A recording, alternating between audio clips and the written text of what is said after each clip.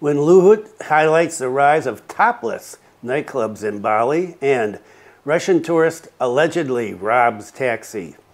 Stay tuned for details on these stories and more.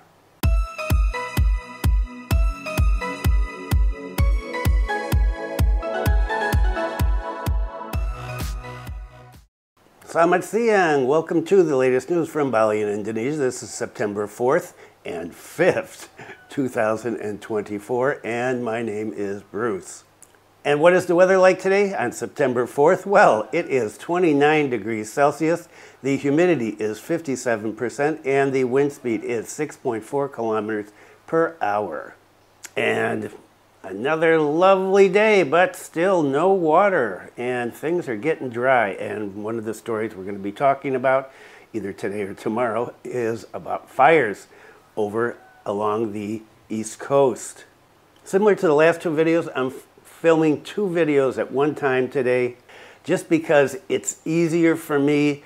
I don't have to do setup the camera and everything, and then take it down and recharge everything. So I do two, and I split them into 2 days. And so there's one today and one tomorrow. And I hope you like this new arrangement. I'm going to try this for a little while and see how it works. And I've been busy in the kampung here. Got my new KITAP or ETAP, whatever you want to call it, and so good for 5 years, and this is my third one.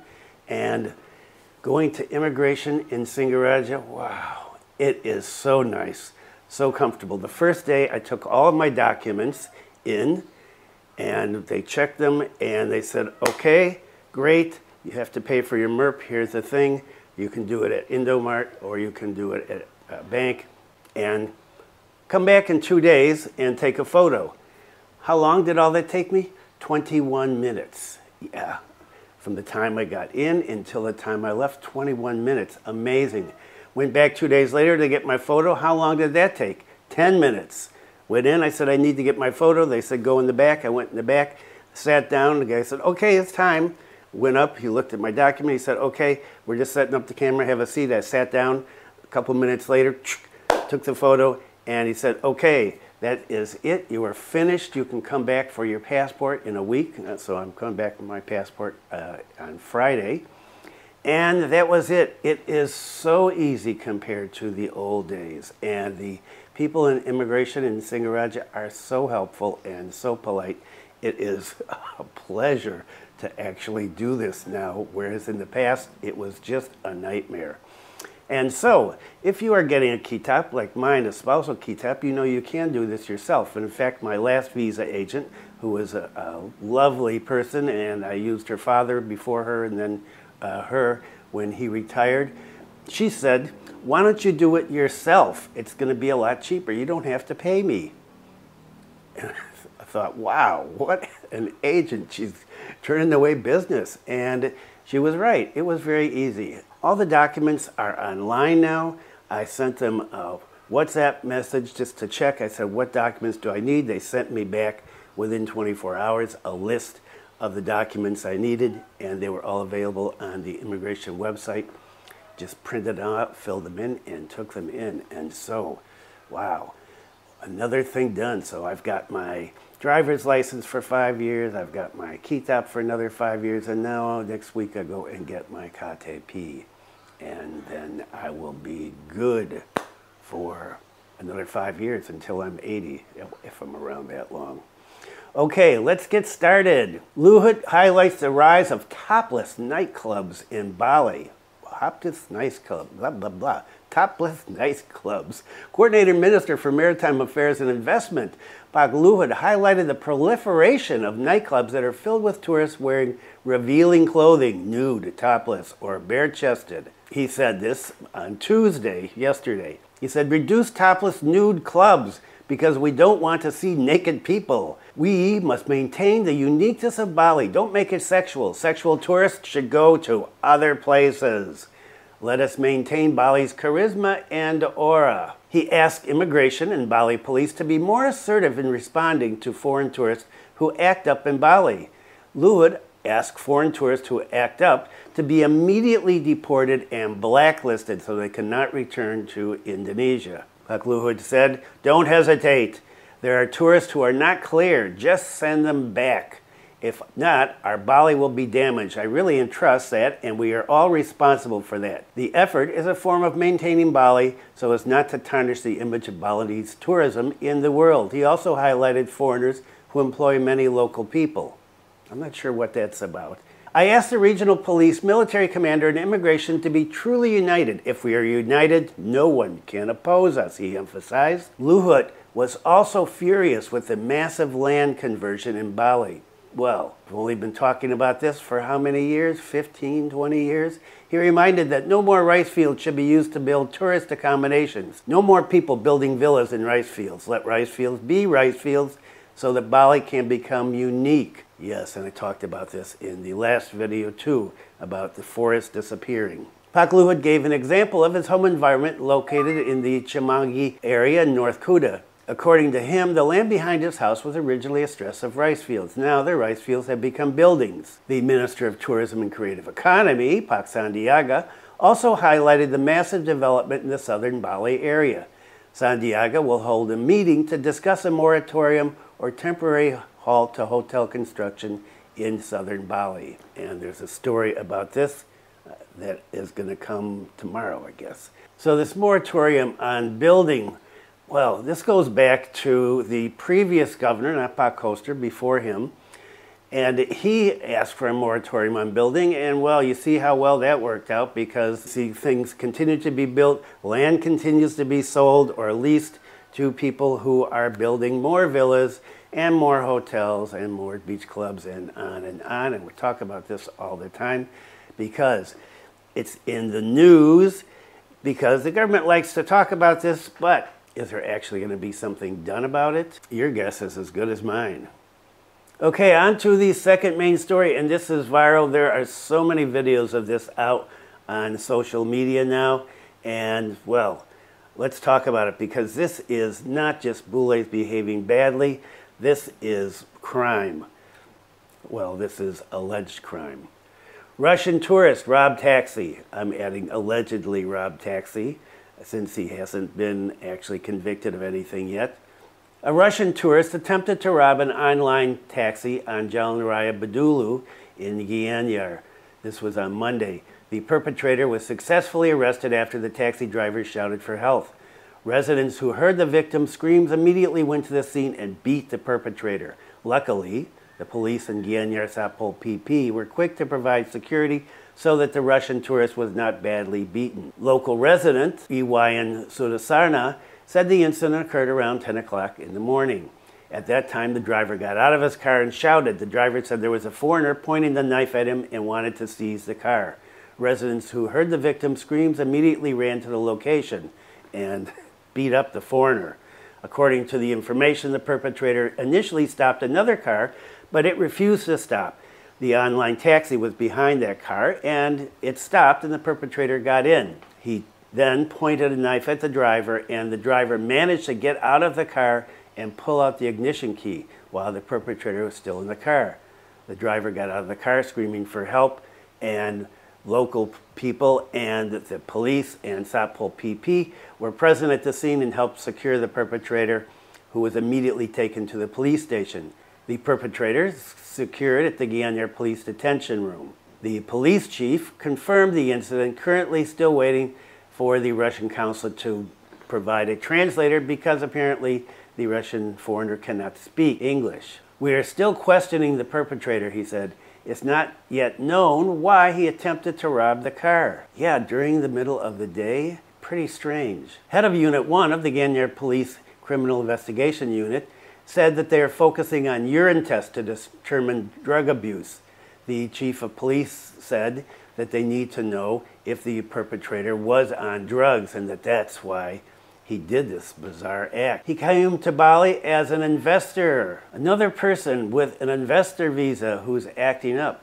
Not that that is unusual. Okay, what about tourist visits? Foreign tourist visits until July 2024 reached 7.75 million. The Central Statistics Agency, BPS, noted that the number of foreign tourist visits to Indonesia during January to July was 7.75, up 20.75% from the same period last year. The number of foreign tourist visits until July 2024 is the highest since 2020. Meanwhile, foreign tourist visits in July alone reached 1.31 million visits, or an increase of 9.42% compared to June. And this number is also increased by 16.91% compared to July of last year. The number of foreign tourist visits to Indonesia during July 2024 was dominated by Malaysians with 13.56%, Australians with 12.73%, Chinese 9.62%, and Singaporeans with 7.81%. MURI Airport in Bali and Soekarno-Hatta in Banten were recorded as the main entry points for air transportation for most of the tourist visits, 90.21% of them. In terms of the average length of stay, which the government's always worried about, foreign tourists leaving Indonesia in July 2024 spent an average of 8.10 nights. Based on nationality groups, foreign tourists from Southeast Asian countries had the shortest length of stay at 3.67 nights, while foreign tourists from Africa stayed an average of 15.74 nights. Meanwhile, the longest average length of stay was recorded for Yemeni foreign tourists at 35.75 nights. Wow, now that's a long time. 2 hours standing, Malaysian tourists complained about immigration services at Komodo Airport. Tourists from Malaysia complained about immigration services at Komodo International Airport in Labuan Bajo. The tourists, who flew directly from Malaysia, said they were tired after waiting 2 hours for immigration checks at the airport. They were on the phone complaining of being tired and standing for almost 2 hours. What shouldn't have happened, happened, said Adi, a tour guide from Eco Florist Tour in Komodo at the Komodo Airport. Adi came to pick up the tourists from Malaysia. The tourist complaint occurred on the first day of the opening of direct flights from abroad to Komodo International Airport. The inaugural international flight was served by Air Asia with the Kuala Lumpur, Malaysia, Labuan Bajo route. Adi said the tourist was disappointed with service at the airport. He showed a WhatsApp conversation with a tourist from Malaysia who he picked up. The tourist complained by saying, "We are already fish lives." Okay, what is that? Nyawa wawa ikan in Malaysian means too tired of waiting, not moving. In Indonesia, it's stuck at immigration, added Adi. Adi also regretted the immigration service. According to him, immigration officers should have provided the best service during the first international flight at Komodo Airport. Adi is worried that the complaints from Malaysian tourists will have a negative impact on Labuan Bajo's tourism image. He said, as this is the first flight from Malaysia, they should have been given extra service so that everything was the best, but it turns out they were disappointed. Head of Class 2 Immigration Office in Labuan Bajo said that tourist complaints were input for improving immigration checks at the Komodo Airport. He promised to fix the various shortcomings of the immigration service. This is still trial and error. Thank you for your complaints. So it's import for us, he said. Air Asia Flight AK336 became the first airline to fly from abroad to Labuan Bajo. The plane carried 169 passengers, flying directly from KL. Pak Mahendra from Immigration explained that his party had prepared 2 immigration counters for checks at the Komodo Airport. He's considering adding equipment to speed up the immigration check process. The check takes 3 to 5 minutes for one person, he said. So, flying directly into Komodo. Okay, interesting. And 169 people. That's a pretty good sized flight. And a feel-good story for me. If you've watched this many times, you know that I am very fond of whiskey, especially malt whiskey. And thanks for people that have brought me whiskey when they've come to visit. I always really appreciate it. Well, Indonesia is making its own malt whiskey. Keris single malt whiskey achieves MURI record, producing the first single malt from Indonesia. Wow. Now, I want to try this. I have to figure out where this is. I have to ask my kids down south. Maybe they'll see it down there because I haven't seen it up here anywhere. A historic achievement has been made for the Indonesian alcoholic beverage industry. Keris single malt whiskey is proud to announce that it's received the Indonesian World Record Museum MURI Award. This is as the first local whiskey with single malt type. This prestigious award not only confirms Chris's position as a pioneer in the single malt industry in Indonesia, but also serves as real evidence of the spirit of innovation and creativity of the nation's children. I hope the children aren't making the whiskey. The MURI Award is an acknowledgement of Chris's dedication in presenting world-class quality products originating from Indonesia. By winning this award, Chris has succeeded in placing Indonesia on the world map of single malt whiskey. As the first producer of single malt whiskey in the country, Chris has opened a new chapter in the world of Indonesian alcoholic beverages. With a long and dedicated production process, Chris has succeeded in creating a unique single malt whiskey that is rich in character. The director of PT Astidama has stated that his party felt very honored and proud to be given the award. This award is real proof of our commitment to present the best products for the people of Indonesia. Chris single malt whiskey is not only a drink, but also a representation of the spirit of innovation and the richness of the nation's culture. He continued, one of the uniquenesses of Chris single malt whiskey lies in the maturation process. Chris is made from selected malt barley. Furthermore, it's distilled and matured in American oak barrel and then perfected in ex-sherry Oloroso barrel. I'm not sure what that is. This process produces a complex and balanced flavor character, dominated by soft vanilla aromas, fresh berry touches, and distinctive woody nuances. With this award, it is not only a matter of pride for Keris, but also for the entire Indonesian nation. Of course, Chris single malt whiskey is here to create a new history for the alcoholic beverage industry in Indonesia. The achievement shows that Indonesia has great potential to compete in the global market. Chris single malt whiskey has also succeeded in placing Indonesia on par with the world's leading single malt whiskey producing countries. I want to try a taste first before I comment on that. He added, Chris single malt whiskey was born from deep inspiration to Keris Pusaka. The result is a drink rich in flavor and character like an internal work of art. Chris single malt whiskey is ready to be Indonesia's pride on the international stage, he concluded. I want to try this. That is it. A lot of stuff here, and there will be 2 videos, so we're going to have a video today, if you're seeing this right now, and there'll be a video tomorrow, which finishes up on all the stuff that I've recorded today. Okay, thanks for viewing. Be kind to someone today. Stay safe, and I will see you next time.